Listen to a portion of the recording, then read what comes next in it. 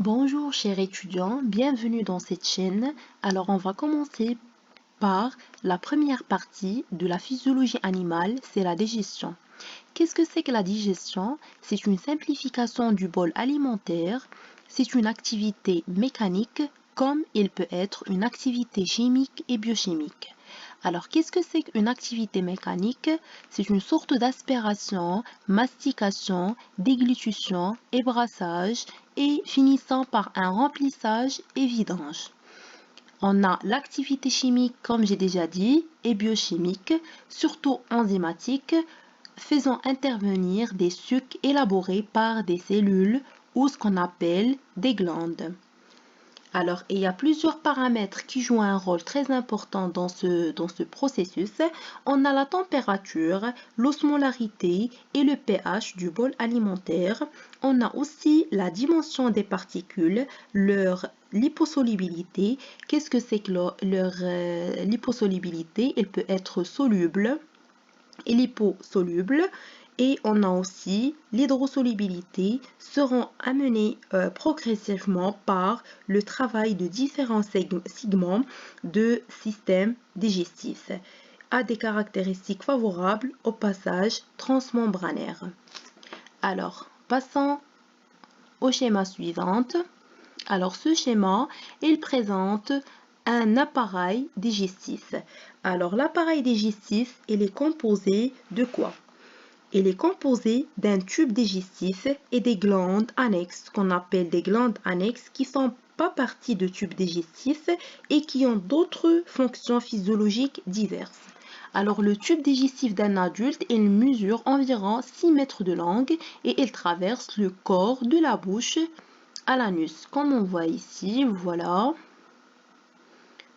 Et il traverse, comme j'ai déjà dit, le corps de la bouche jusqu'à l'anus. Et la lumière de tube est une continuité de l'environnement dans l'organisme.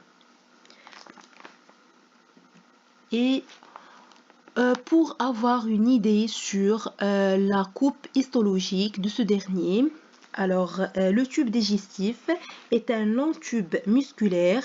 Il est tapissé inférieurement d'une muqueuse et extérieurement d'une séreuse. La majeure partie de la surface de la lumière du tube digestif, elle présente un grand nombre de circonvolutions. Cette caractéristique augmente la surface disponible pour l'absorption. La paroi du tube digestif, elle est constituée de 5 couches. Alors, les 5 couches, elles sont présentées ici.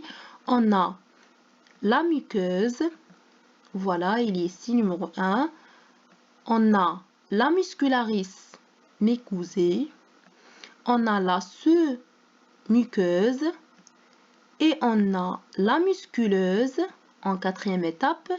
Voilà, il est ici. Il est en rouge. Et on a la dernière couche qui est la séreuse. Voilà, il faut bien préciser ces couches qui constituent le tube digestif ou plutôt la paroi de tube digestif.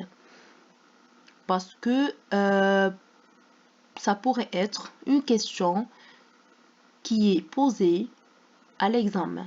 Donc, il faut bien préciser les 5 couches qui constituent le tube digestif ou la paroi de tube digestif. Et voilà les différentes constituants comme ils sont présentés dans ce schéma. C'est un schéma d'une coupe histologique au niveau de l'intestin grêle. Et voilà.